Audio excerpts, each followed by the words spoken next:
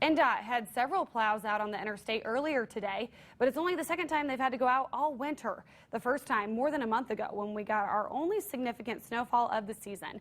We talked to NDOT leaders today who call the lack of winter weather a welcome change compared to the last few years.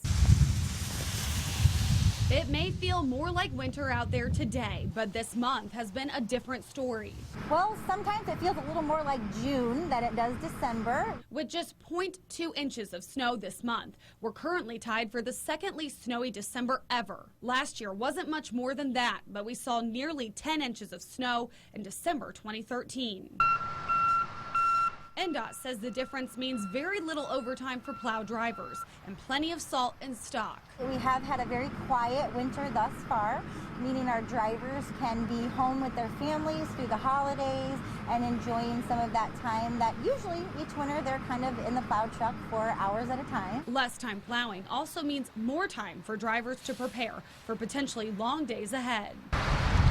NDOT says it's too early to tell what impact the winter weather will have on its budget. That's because the next 2 months are typically the busiest for drivers. January 2014 proved to be the snowiest January ever with more than 30 inches. The last few Februaries have also brought in substantial snow totals.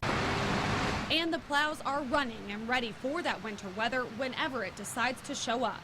We prepare for winter all year long, every year like it's going to be the worst winter we've ever seen. So we prepare our drivers and our plow trucks to be running 24 hours a day, 7 days a week for 4 months straight. Thankfully, it hasn't come down to that just yet. While we still have to get through January and February, NDOT is looking forward to a milder winter, at least hoping.